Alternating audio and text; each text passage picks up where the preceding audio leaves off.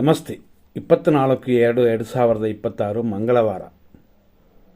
ಈ ದಿನ ಸೂರ್ಯೋದಯ 6:38ಕ್ಕೆ. ಸಪ್ತಮಿ ಅನ್ನುವ ತಿಥಿ ಬೆಳಗ್ಗೆ 7 ಗಂಟೆ 1 ನಿಮಿಷದವರೆಗಿದೆ. ಆನಂತರ ಅಷ್ಟಮಿ ಬರುತ್ತದೆ. ಅಷ್ಟಮಿಯೂ ಕೂಡ ಬೆಳಗಿನ ಜಾವ 4:51ಕ್ಕೆ ಮುಗಿಯುತ್ತದೆ. ಆನಂತರ ನವಮಿ. ಹಂಗಾಗಿ ನಾಳೆಯ ದಿನ ಯಾವ ಶುಭ ಕಾರ್ಯವೂ ಮಾಡುವಂತಿಲ್ಲ. ಆದರೆ ಪೂಜಾ ಕಾರ್ಯಗಳನ್ನು ಮಾಡೋಕ್ಕೆ ಖಂಡಿತವಾಗಿ ತೊಂದರೆ ಇಲ್ಲ. ಇವತ್ತಿನ ನಕ್ಷತ್ರ ಕೃತಿಕ. ಸುಮಾರು ಮಧ್ಯಾಹ್ನ 3 ಗಂಟೆ 7 ನಿಮಿಷದವರೆಗೂ ಕೃತಿಕಾ ನಕ್ಷತ್ರವಿದೆ. ಆನಂತರ ಬರೋದು ರೋಹಿಣಿ ನಕ್ಷತ್ರ. ದಿನ ಪೂರ್ತಿ ಇರುತ್ತದೆ.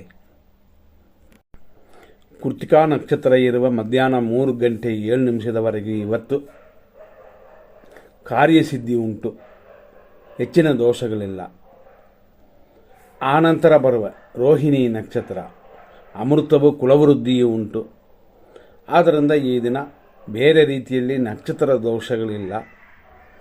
ಅದೇ ಥರ ತಿಥಿಗಳಲ್ಲೂ ಕೂಡ ಸಪ್ತಮಿ 7 ಗಂಟೆ 1 ನಿಮಿಷ ಬೆಳಗ್ಗೆವರೆಗೆ ಇರೋದರಿಂದ ಅಲ್ಲಿಯವರೆಗೂ ಶುಭವಾಗಿದೆ. ಆನಂತರ ಅಷ್ಟಮಿ ನವಮಿ ಆದ್ದರಿಂದ ಮುಹೂರ್ತ ಕಾರ್ಯಗಳಿಲ್ಲ. ಇದನ್ನು ಮನಸ್ಸಲ್ಲಿ ಇಟ್ಕೊಂಡೇ ನೀವು ಏನಾದರೂ ಮಾಡಬಹುದು. ಅದಲ್ಲದೆ ಇಷ್ಟೆಲ್ಲ ಇದ್ದರೂ ನಾವು ಎಂದಿನಂತೆ ಕೊಡುವ ಇರೋದರಲ್ಲಿ ಶುಭ ಸಮಯ ಅಂತ ಕೊಡ್ತೀವಿ.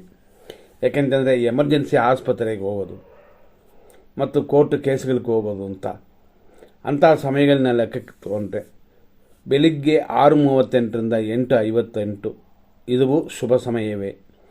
11:06ರಿಂದ 3:24 ಮಧ್ಯಾಹ್ನ, ಸಂಜೆ 5:37ರಿಂದ ರಾತ್ರಿ 9:28, ರಾತ್ರಿ 11:03ರಿಂದ 11:18, ಅದೇ ಥರ ನೈಟ್ 12 ಗಂಟೆ 10 ನಿಮಿಷದಿಂದ ಬೆಳಗ್ಗೆ ಸೂರ್ಯೋದಯದವರೆಗೂ ಇದೊಂದು ಶುಭ ಸಮಯಗಳು.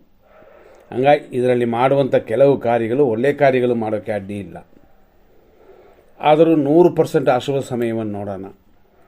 ಬೆಳಿಗ್ಗೆ 9 ಗಂಟೆಯಿಂದ 9:47 ದುರ್ಮುಹೂರ್ತ, 9:36ರಿಂದ 11:04 ಯಮಕಂಠ ಕಾಲವಿದೆ.